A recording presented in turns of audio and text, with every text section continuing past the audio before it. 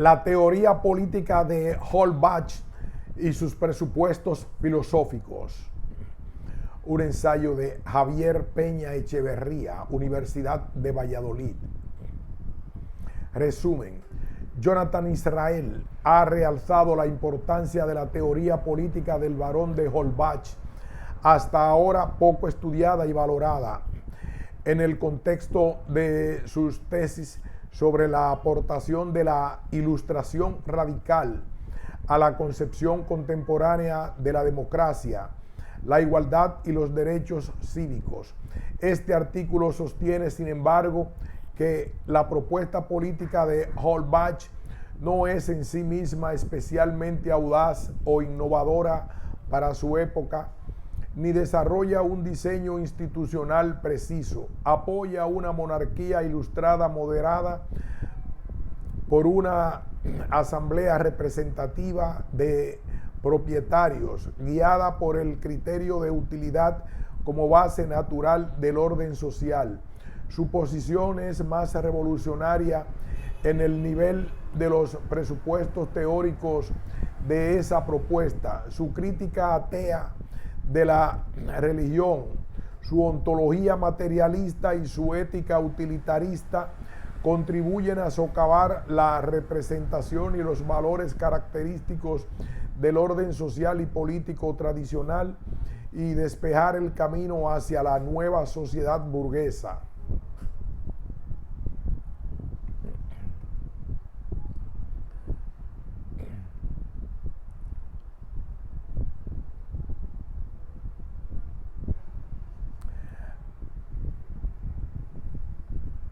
Aunque Holbach tiene cierto renombre entre los pensadores ilustrados, en buena medida por su papel de promotor y huésped de reuniones filosóficas, Lemaitre d'Hôtel de la filosofía ilustrada, así como por su materialismo, su declarado ateísmo y su crítica de la religión, se ha prestado poca atención a su pensamiento político.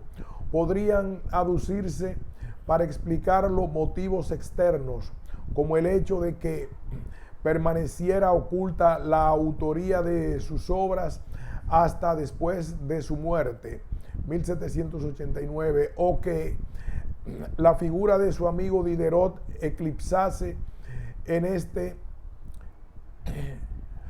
como en otros campos la suya.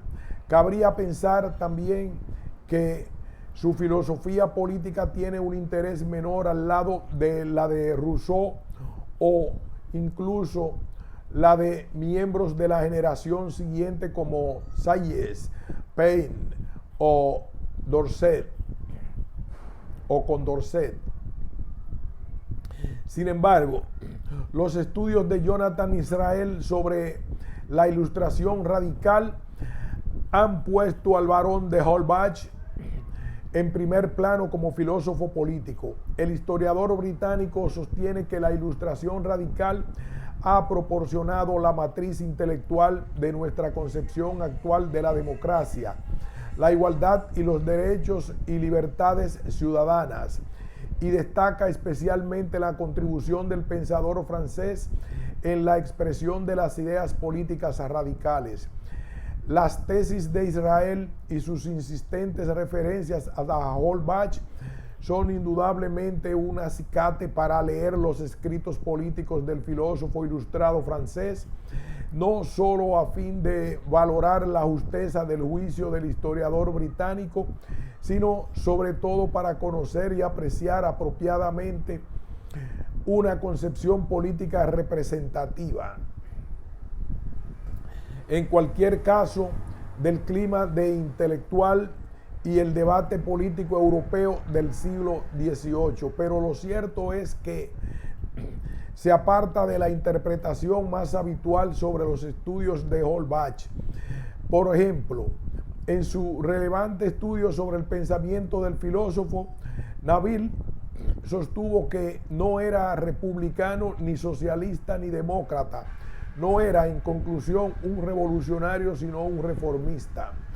En En un trabajo anterior, otro estudioso del filósofo afirmaba: en su crítica política y social fue liberal, allí donde Helvetius y Rousseau eran radicales, igual que en religión era radical, mientras aquellos se quedaban en liberales.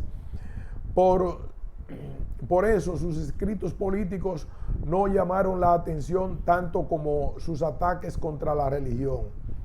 Atendiendo a estos y otros juicios semejantes, cabe sospechar que la imagen de un Holbach demócrata, así como la tesis de una conexión inseparable entre ilustración radical y democracia, ha de ser cuando menos matizada, pero probablemente sea un error juzgar la importancia de la filosofía política de Holbach comparándola con nuestra concepción actual de la democracia representativa y sus instituciones. La propuesta política del varón no es radical ni ofrece tampoco un programa desarrollado de instituciones o medidas de gobierno.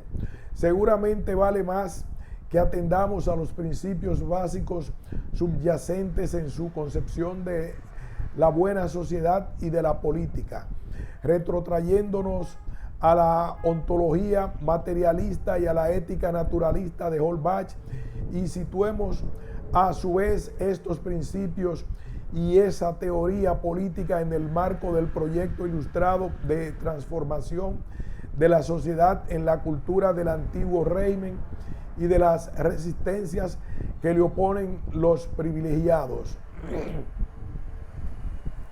Quizás así podremos entender mejor cómo el varón puede ser considerado portavoz de un programa teórico radical cuyos efectos revolucionarios se dejan sentir en un nivel más profundo que sus figuras superficiales en la organización política. De Holbach, en su texto, algunos apuntes. De Holbach aparece entre el lector actual como una figura típica de la Ilustración. Está firmemente convencido de que el conocimiento es la clave de la salud moral de los hombres y de las sociedades, impedida hasta ahora por creencias ilusorias que les infunden temor y les apartan de la felicidad a la que están naturalmente destinados. Este temor es alimentado por los clérigos de las diversas religiones que se sirven de él para revestir de autoridad natural al poder político despótico, arbitrario y a las jerarquías sociales y privilegios que le acompañan, manteniendo los súbditos en una situación de ignorante y sumisa servidumbre. La tarea del intelectual ilustrado será, por consiguiente, denunciar críticamente la ilusión religiosa y los engaños e impostura de los clérigos que sustentan en ella su influencia y sustituir esas falsas creencias por el conocimiento racional y científico del mundo. Sobre esta base podrá desarrollarse una moral acorde con los deseos y facultades naturales del hombre y orientada a su felicidad, así como un programa de reformas sociales y políticas que hagan realidad sus principios. Esta confianza en la fuerza de la razón preside sin duda alguna el trabajo de la enciclopedia, que representa quizá mejor que ninguna otra prueba de voluntad ilustrada de difundir para un amplio público del conocimiento liberador. A esta tarea de prestar una visión científica del mundo contribuye notablemente de Holbach, no solo redactando centenares de entradas de dicha obra, cuyo tema va desde la geología y la mineralogía a la política, sino también proporcionando apoyo financiero y moral a Diderot ante la reacción antienciclopedista de finales de la década de 1750.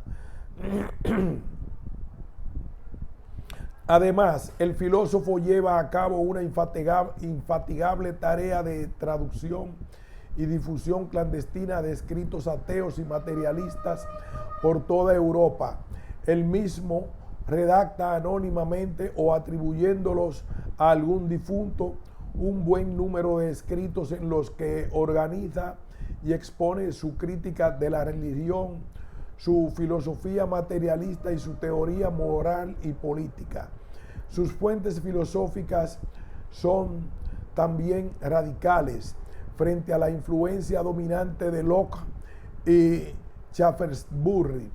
En su entorno, de Holbach reivindica a Hobbes y, aunque por precaución no lo reconozca, la presencia de Spinoza en su pensamiento deja ver con claridad cómo ha mostrado convincentemente Israel.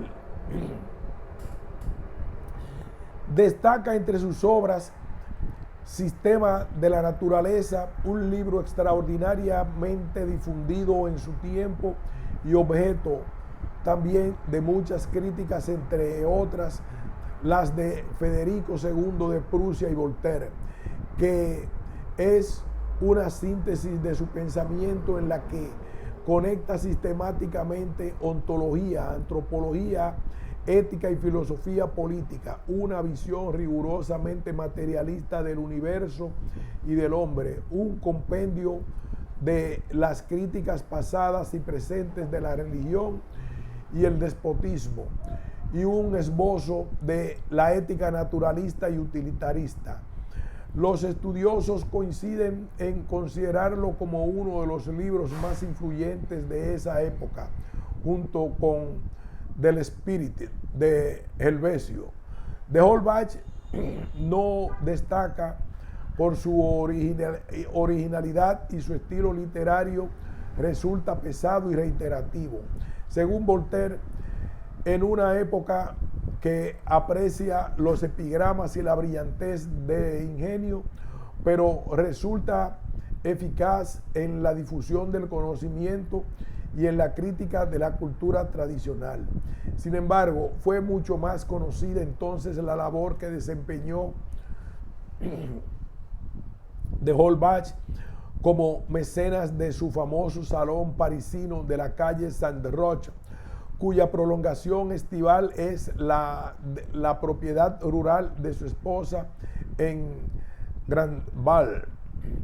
Ese salón es mucho más que un lugar de conversación mundana. Es, por una parte, un espacio de debate libre y abierto donde es posible comunicar y contrastar ideas y opiniones. Por allí pasa en las veladas de jueves y domingos no solamente buena parte de la intelectualidad francesa, Condorcet, D'Alembert, Turgot, Morelet, sino lo más selecto de la ilustración europea,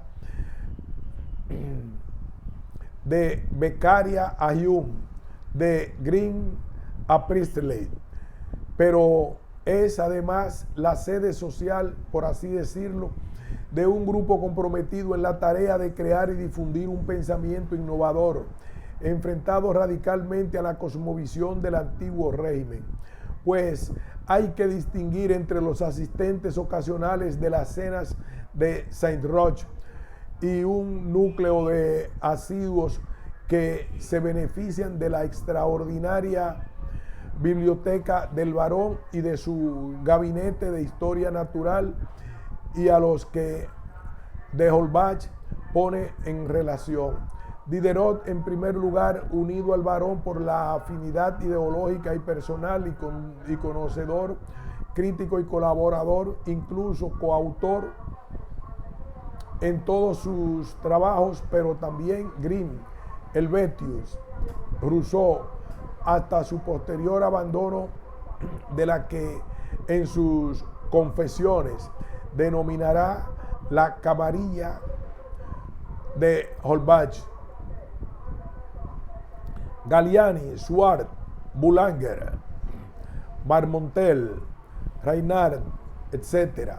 Israel presenta a este grupo como una red de subversión radical, especialmente activa en la década de 1780 y concentrada en concluir la enciclopedia y difundir la literatura radical clandestina, destacando su influencia en las décadas anteriores a la revolución. Con todo, no se trata de un grupo de conspiradores contra el antiguo régimen, pese a lo que afirmaran aquellos que veían en estas ideas disolventes una amenaza no solo para las creencias religiosas, sino para la estabilidad del orden social. Son apacibles razonadores que disfrutan de un espacio de debate libre, asegurado por su misma discreción, y que no tienen el propósito de subvertir el orden social vigente, sino en todo caso de contribuir a introducir reformas acordes con el conocimiento de la naturaleza y de la sociedad a través de empresas como la enciclopedia. Por otra parte, si bien los debates sobre la religión son centrales en el círculo holbachiano, no todos ellos son ateos, sino que participan en los debates tanto agnósticos como deístas. Eso sí, todos ellos están convencidos de la necesidad de llevar a cabo una tarea de ilustración frente a dogmas y prejuicios. Así pues, lo que reúne a estos hombres de ideas filosóficas diferentes es a la vez el acuerdo sobre principios comunes, la tolerancia, la idea de progreso, y el desacuerdo sobre las interpretaciones de fondo, la metafísica o el compromiso, no tanto la coherencia filosófica como el reconocimiento de una sensibilidad colectiva. En este conjunto, el papel destacado de Holbach, al parecer indiferente al reconocimiento público, se disuelve en el trabajo colectivo, actuando como impulsor, protector e incluso encubridor. Por otra parte, hay que tener en cuenta el contexto político francés del momento a la hora de valorar el papel y los propósitos de Holbach y del resto del grupo en materia social y política. Es preciso evitar el error de atribuir a los ilustrados radicales el propósito de preparar la Revolución Francesa. A lo sumo, sospechan que la agudización de la crisis social y política puede producir una conmoción radical del orden vigente, pero en general lo que pretenden es proponer reformas impulsadas por una monarquía ilustrada y moderada por algunas medidas constitucionales, orientada a la integración de todos los estratos y grupos sociales, en especial los más productivos y creadores de riqueza, en interés del conjunto. La mirada está puesta en la modernización de una sociedad fundada aún en una jerarquía social presidida por clases parásitas privilegiadas. Obviamente, su posición no podría ser la misma que la de los integrantes de la generación de la Revolución, los Pen, Sayes, Condorcet, etc.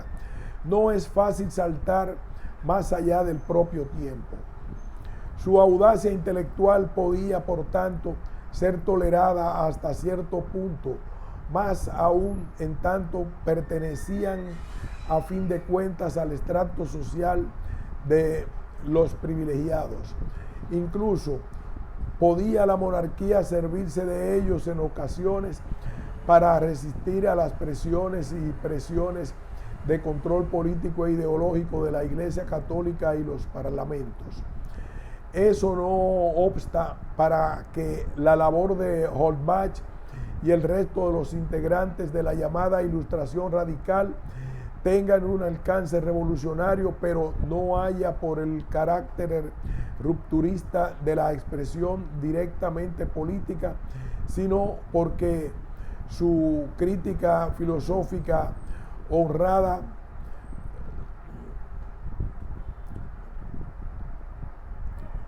pero no ya por el carácter rupturista de la expresión directamente política, sino porque su crítica filosófica orada los fundamentos de la cosmovisión tradicional y pone con ello las bases para una concepción de la vida social y política autónoma, secular y libre de la dependencia teológica, así como por su concepción utilitarista de las relaciones sociales que propone medir a los individuos por su contribución productiva a la sociedad y no por su estatus o linaje. Los presupuestos materialistas de la filosofía moral y política. El proyecto filosófico de Holbach está presidido por la idea de que la infelicidad y la esclavitud humana a manos de poderes despóticos se deben a una representación falsa del mundo y del hombre. La base de una moral razonable y de una organización de la sociedad que proporcione a los ciudadanos la felicidad que persigue y es el conocimiento de la auténtica naturaleza del universo y del hombre dentro de él. Ontología y antropología proporcionan los supuestos de una ética y política naturalista, como revela el compendio que es Sistema de la Naturaleza. Por haber vuelto la espalda a la experiencia y a la razón de los hombres, han vivido en una larga infancia. Por haber vuelto la espalda a la experiencia y a la razón de los hombres, han vivido en una larga infancia. Al ignorar cuál es su verdadera naturaleza, han imaginado que su existencia dependía de poderes desconocidos que les han hecho vivir bajo el temor, alimentado por las religiones que han formado y organización a estas ilusiones.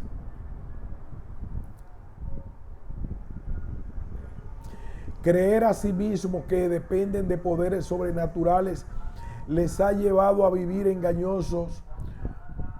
Creer a sí mismo que dependen de poderes sobrenaturales le ha llevado a vivir engañados respecto al verdadero fundamento de la moral, que no consiste en obedecer normas contrarias a las propias tendencias y deseos naturales, sino en ajustar racionalmente la conducta humana, naturalmente social, a la realización de los propios intereses en convivencia con los demás. El hombre no debe buscar su felicidad fuera del mundo, sino en conocimiento del funcionamiento y las leyes naturales del universo. El punto de partida de esta comprensión racional de la realidad es materialista y determinista. El hombre es un ser físico y por tanto parte de la naturaleza e ineludiblemente sometido a sus leyes. El universo es una cadena ininterrumpida de causas y efectos y está constituido únicamente de materia y movimiento. Este movimiento es intrínseco a la propiedad de la materia, se sigue de su esencia. En el inmenso conjunto de movimientos que forman el universo no hay finalidad alguna. La idea de un orden de la naturaleza es en realidad una representación del mundo que el hombre, que no puede dejar de verse a sí mismo como el centro del universo, se hace al considerarlo en relación con sus propios fines. Del mismo modo, imagina una inteligencia autora de ese orden. El hombre se considera siempre como el centro del universo, relaciona todo lo que ve consigo mismo. En cuanto le parece entrever un modo de actuar que tiene algunos puntos de contacto con el suyo o algunos fenómenos que le interesan, se atribuye de inmediato a una causa que se le parece, que actúa como él y tiene sus mismas facultades, sus mismos intereses, proyectos y tendencias. En una palabra, se toma como modelo. De Holbach, 1982. De Holbach descarta también radicalmente el dualismo antropológico. La idea del alma es una invención que se explica por la dificultad de conocer las causas internas de nuestros movimientos, lo que nos hace pensar en un motor de naturaleza totalmente diferente que impulsa la máquina corporal.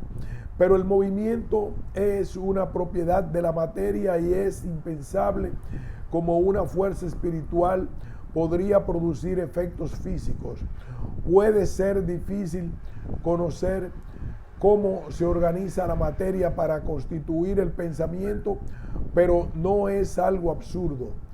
El hombre debe aceptar su condición de ser material que le muestra la experiencia y buscar como tal su bienestar en el único mundo real.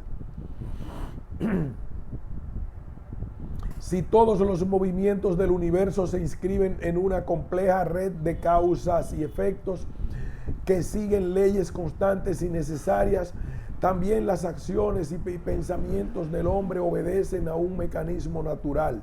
Los hombres, como cualquier otra realidad física, experimentan impulsos de atracción y aversión que están relacionados con el objetivo último de todos los seres naturales, que es la propia conservación. El hombre no tiende en cada instante de su vida más que a procurarse lo que le gusta o que está conforme con su ser, y se esfuerza por apartar de sí todo lo que le puede dañar. De Holbach, 1982, 147, 1 y 4.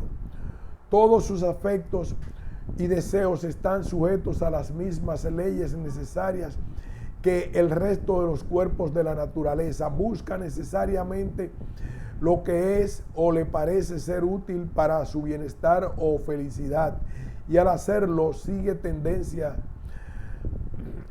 la tendencia propia de su naturaleza, reaccionando a los diversos factores externos o internos en el sentido que siente o juzga apropiado.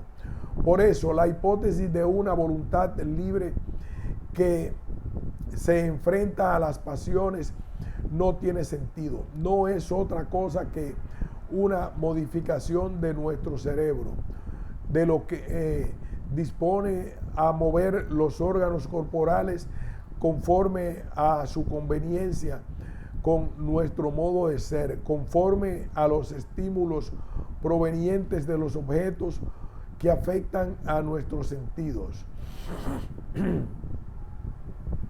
Tampoco hay lugar para el libre albedrío en el universo determinista del sistema de naturaleza. De Holbach admite que el reconocimiento de la libertad parece hacer indispensable creer que tenemos una capacidad de decidir independiente de las causas que actúan sobre nosotros. Pero lo cierto es que nuestra voluntad está determinada por la fuerza de los motivos que nos llevan a decidir en una u otra dirección. Los actos de los insensatos son tan necesarios como los de las personas más prudentes. El libre albedrío requeriría obrar sin motivos, o lo que los motivos nos afectasen a la voluntad. En realidad, el hombre se guía por las ventajas reales o ficticias que atribuye a los objetos que excitan sus pasiones. No es que sea un cuerpo inerte, contiene en sí mismo causas inherentes a su ser. es movido por un órgano interior que tiene sus propias leyes y que es determinado necesariamente por ideas, percepciones y sensaciones que recibe de objetos exteriores. De Holbach, 1982.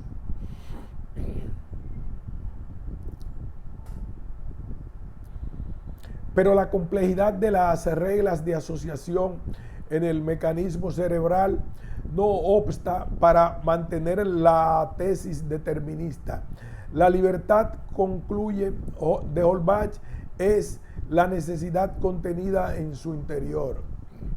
Nuestras acciones están determinadas en parte por nuestras conformaciones psíquicas, pero sobre todo por la experiencia cotidiana, por la educación, los ejemplos y las costumbres sociales, por las ideas recibidas y las opiniones comunes.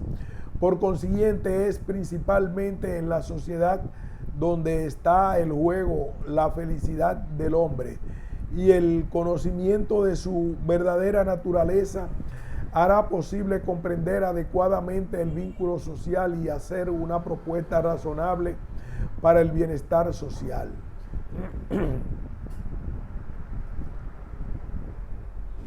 Una moral social utilitarista. De Holbach aspira a sentar sobre estos presupuestos ontológicos y antropológicos materialistas las bases de una nueva ética racional, natural y científica, en tanto que, conforme al conocimiento experimental que tenemos de la naturaleza y del hombre, una ética que no separe las normas que establecen cómo debe comportarse el hombre en sociedad de lo que es hombre. Una ética que no separe las normas que establecen cómo debe comportarse el hombre en sociedad de lo que el hombre es, de sus afectos, pasiones y tendencias naturales, sino que los encauce adecuadamente en provecho de su objetivo último, la felicidad. Por eso ha de ser una ética independiente de las creencias religiosas y de la teología. De Holbach ha de hacer frente a la vinculación habitual de la moral a la religión como fundamento necesario, sino de su verdad, al menos de de su solidez.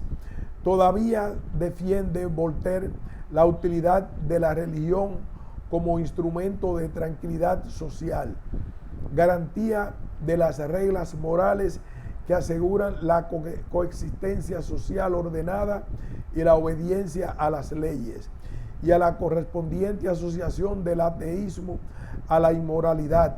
El filósofo materialista habrá de esforzarse en su sistema de la naturaleza en probar que es posible que un ateo viva tan virtuosamente, al menos como un creyente. Por el contrario, de Holbach está convencido de que son las religiones las que alimentan el fanatismo, el odio teológico, la tolerancia entre los crímenes con pretextos teológicos, al tiempo que favorece la tiranía de los príncipes a los que sugieren que todo les está permitido como lugares tenientes de la divinidad, mientras fomentan la pasividad de los súbditos ante la incertidumbre y la opresión, presentada como algo permitido o requerido por los dioses. Defiende no solo que la moral puede prescindir de la religión, sino que desprenderse de las ilusiones religiosas es condición necesaria para reformularla de manera que, por esta fundada en la naturaleza real del hombre y ser acorde con la razón, pueda servir a su felicidad y al bienestar real de la sociedad, en vez de hacerle vivir bajo sus preceptos de un ascetismo antinatural y los mandatos arbitrarios de una divinidad incomprensible.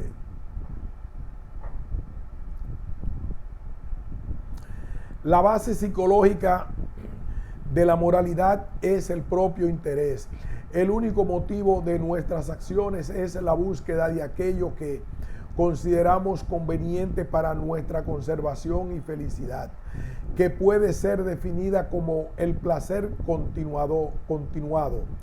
Al mismo tiempo, es un hecho que para conservarse y ser feliz, cada hombre ha de convivir con otros que tienen análogos deseos y aversiones. Como la diversidad de facultades y capacidades los hace interdependientes, el logro de los objetivos vitales de cada uno está sujeto a la vida en sociedad y al cumplimiento de ciertas reglas comunes. Es decir, la moral es social desde su origen.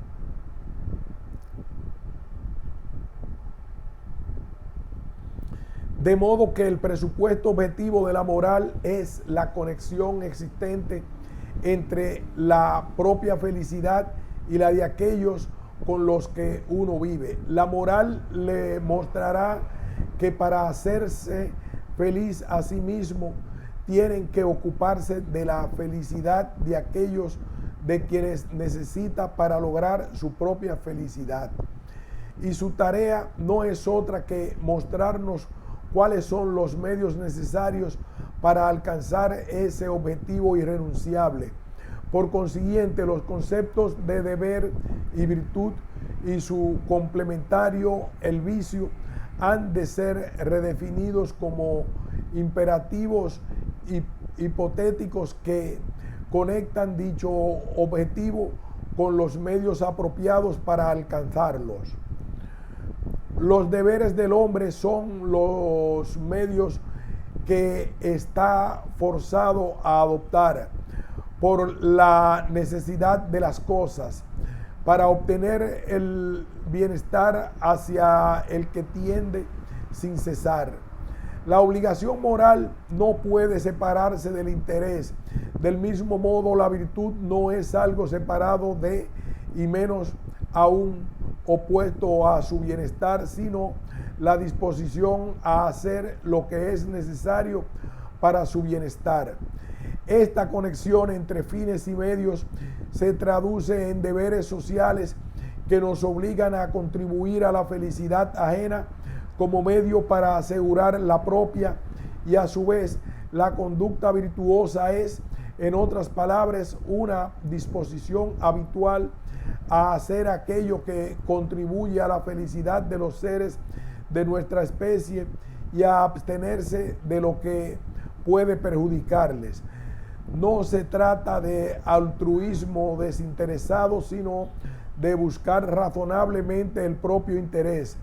Al trabajar a favor del bien de la sociedad, al cumplir con nuestros deberes para los conciudadanos, estamos trabajando por nosotros mismos.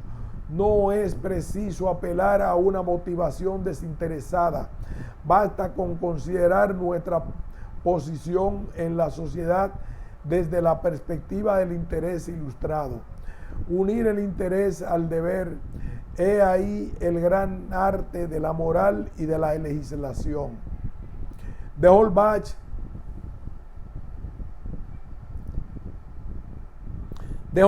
rechaza, por tanto, la fundamentación de la moral.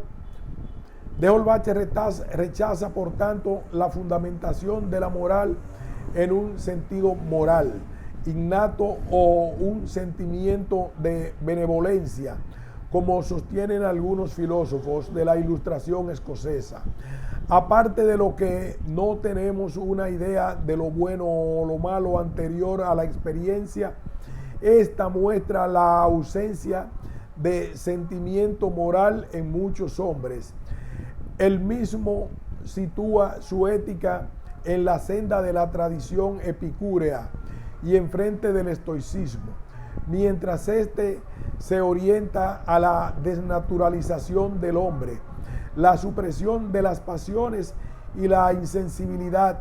El epicureísmo acepta las pasiones y trata de que sirvan a la felicidad.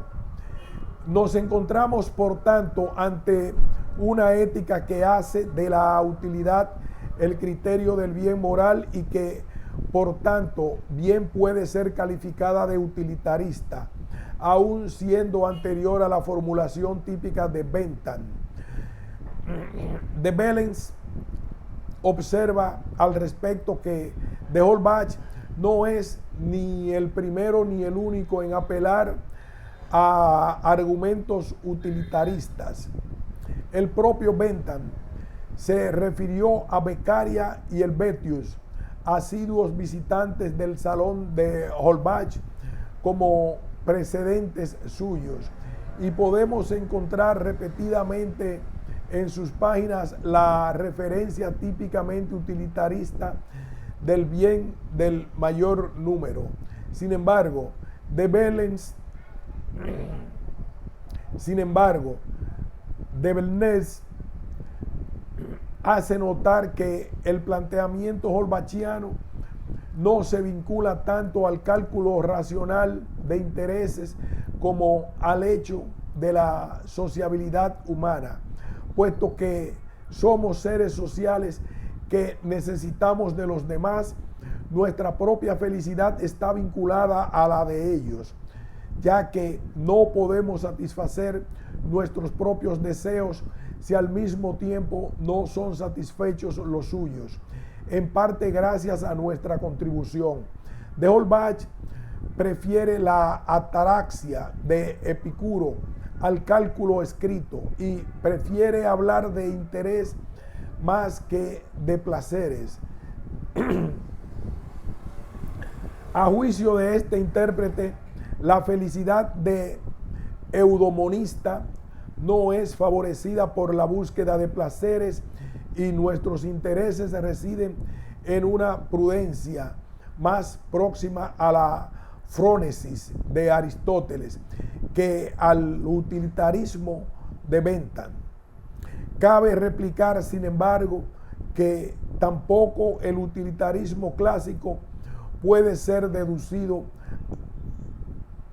Cabe replicar, sin embargo, que tampoco el utilitarismo clásico puede ser reducido a un cálculo de utilidades, sino que se funda en el reconocimiento del interés propio como motivo de la acción humana y la valoración de normas e instituciones en función de ese interés.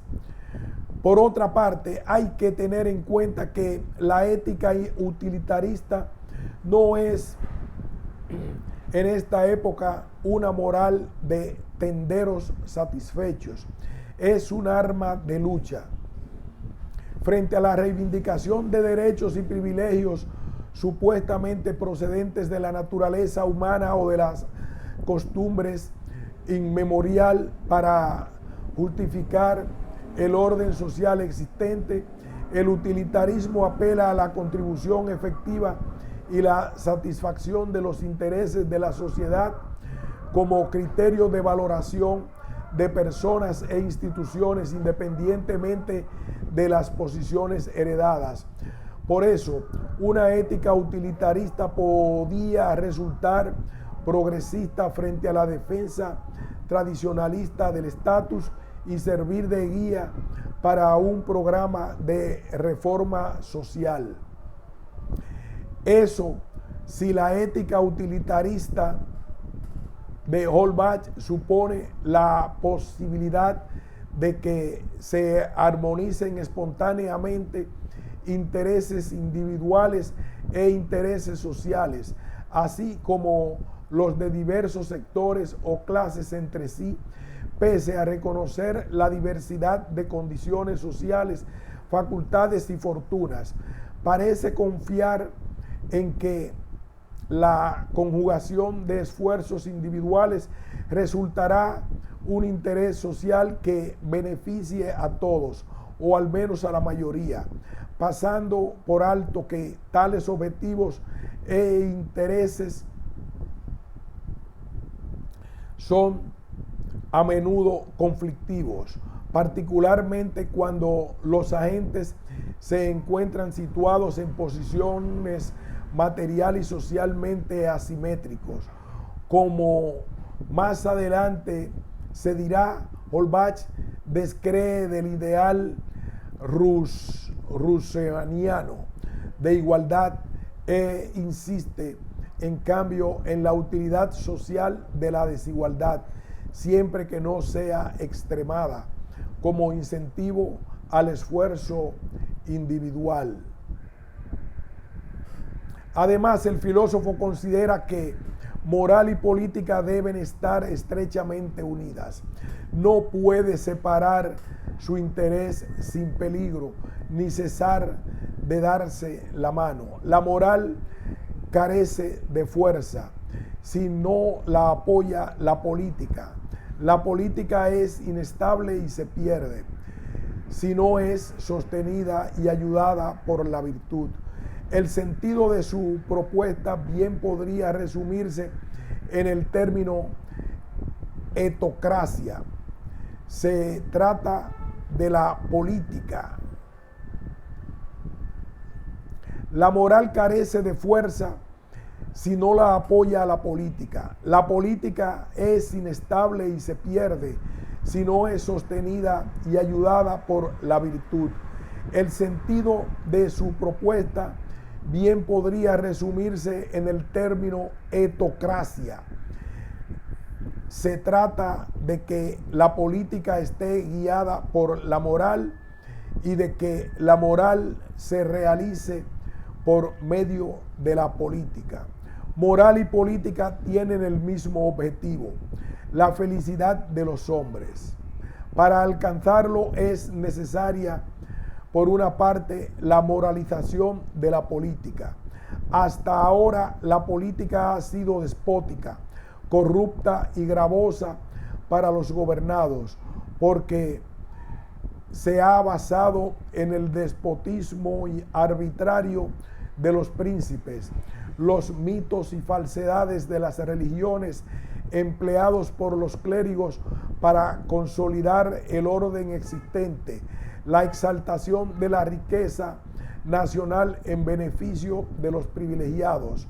Sin embargo, la verdadera política siempre es conforme a la moral y no puede apartarse nunca de sus principios. Hay que reformar la sociedad conforme a normas morales racionales fundadas en el conocimiento de la naturaleza, la experiencia y la utilidad general.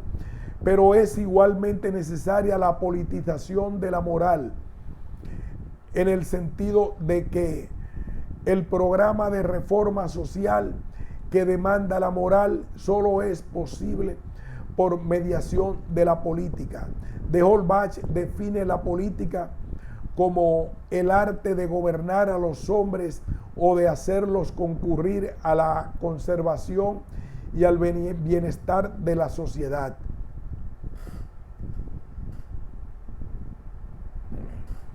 No solo que hayan de coordinarse las acciones, la política es necesaria para que los individuos cooperen en la realización de las tareas y objetivos públicos que a menudo contrarían sus intereses y tendencias particulares. Gobernar es aplicar medidas necesarias para mantener el orden y lograr el bienestar social, aun contra la voluntad de quienes no sean capaces de apreciar la relación entre el interés general y su interés particular. Es necesaria la capacidad coactiva de la política para concertar pasiones e intereses muy diversos y a menudo encontrados, lo cual, adviértase, pone en cuestión la espontánea armonización de intereses que presume el programa utilitarista. No obstante, el planteamiento holbachiano considera que la adecuación de las pasiones particulares a la utilidad general se logra no tanto a través de la legislación represiva como de la puesta en práctica de reformas institucionales y políticas públicas, y por encima de todo de la educación. La conducta antisocial de los individuos se debe en buena medida a la ignorancia. Las auténticas fuentes del mal moral son la ignorancia, el error, el prejuicio, la falta de experiencia, la de reflexión y de previsión. Los hombres no se perjudican a sí mismos y no se hieren entre sí, sino porque no tienen idea de cuáles son sus verdaderos intereses. Con una educación adecuada a través de la instrucción, de las costumbres sociales, de los ejemplos cívicos, de las instituciones públicas, desarrollarían una conducta virtuosa porque serían conscientes de que el cumplimiento de sus deberes sociales es condición indispensable para el logro de su felicidad. La clave de la transformación social ha de esperarse pese a todas las dificultades de un programa de ilustración. Un pacto social utilitarista. Conforme a los presupuestos antropológicos y éticos expuestos, una sociedad es un conjunto de individuos movidos por su propio interés y, sin embargo, interdependientes que se han agrupado para mejor satisfacer sus necesidades y obtener los beneficios que se siguen del auxilio mutuo, asegurando socialmente su utilidad. En otras palabras, es un sistema de cooperación cuyo fin es la conservación y bienestar de sus miembros. Para explicar cómo se mantiene este sistema de cooperación, de Holbach recurre a la noción del pacto o contrato social. Ahora bien, su aceptación presenta notables diferencias respecto a la doctrina contractualista típica, la de Hobbes, Locke o Rousseau, entre otros. Diferencias que son reveladoras respecto al núcleo de su concepción de la política y ayudan a entender mejor su posición respecto a diversos temas e instituciones. El pacto social aparece tanto en el sistema de la naturaleza como en las obras políticas posteriores, sistema social y la política natural. Al vivir en sociedad, los hombres han firmado tácitamente un pacto con ella en los términos siguientes. La sociedad tiene derechos legítimos sobre sus miembros por las ventajas que les procura. Cada ciudadano hace con ella un pacto tácito que, no por haber sido redactado por escrito o abiertamente enunciado, es menos real. Para ejercer derechos sobre sus miembros, la sociedad les debe la justicia, la protección de las leyes que aseguran su persona, su libertad, sus bienes. Se compromete a asegurarlos frente a toda injusticia o violencia, defenderlos contra sus pasiones recíprocas, a ponerlos en condiciones de trabajar sin obstáculos para su bienestar, sin perjuicio de los demás.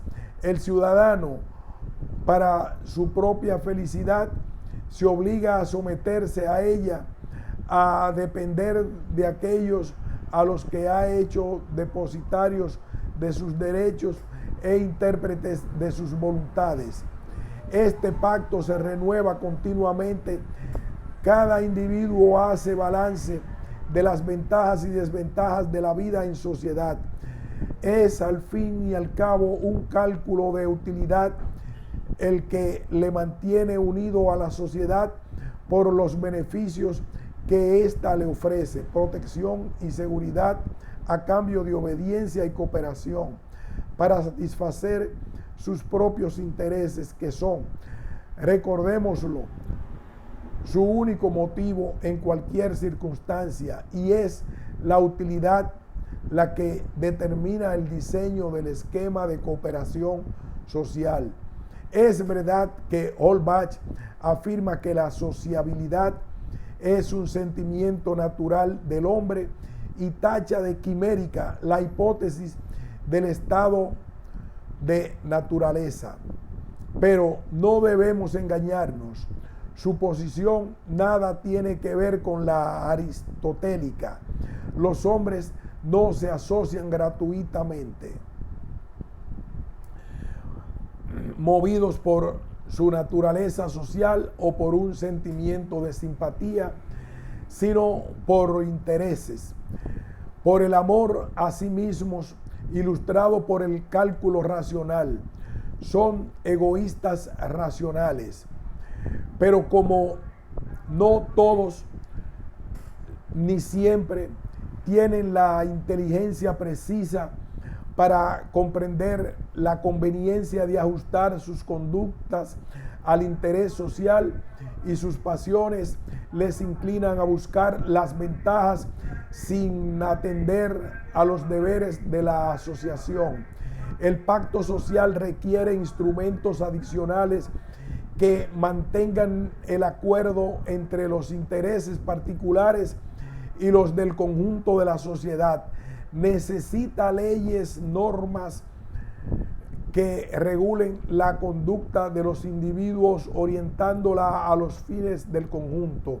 A su vez, puesto que es imposible reunir en una asamblea permanente a algunos de ellos como intérpretes de sus voluntades y depositarios del poder necesario para hacer que cumplan las leyes, aparece por tanto la autoridad política, el soberano, presentada en el sistema social como fruto de un segundo pacto tácito entre la sociedad y el gobernante, el cual obviamente actúa también por su principio e interés, a cambio de velar por la seguridad, el bienestar y la libertad de los súbditos.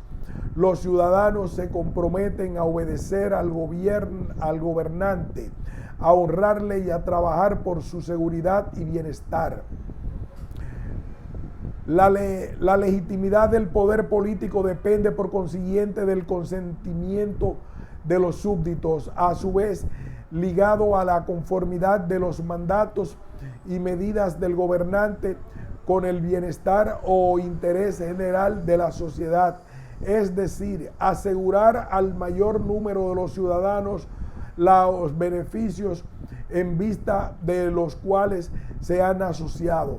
Esta equiparación del interés general con el de la mayoría revela un rasgo característico del utilitarismo, la consideración de la sociedad como un todo cuya utilidad ha de medirse como conclusión de un cómputo general, compatible con la desigualdad en la atribución de beneficios, en el que los intereses particulares se consideran equiparables y complementarios. Hay tres bienes en los que puede resumirse la utilidad que los individuos obtienen de la sociedad y que a su vez Holbach considera derechos naturales, en el sentido de que son inherentes a la naturaleza misma del pacto social: la libertad, la propiedad y la seguridad. La utilidad social puede cifrarse en estos tres términos que designan los objetivos propios del programa reformista de la burguesía ilustrada y se diferencian significativamente respecto a la tríada emblemática de la Revolución Francesa. Si consideramos las características del pacto social holbachiano, advertiremos la ausencia de dos elementos básicos en las teorías clásicas del pacto social: la independencia o autonomía y la igualdad.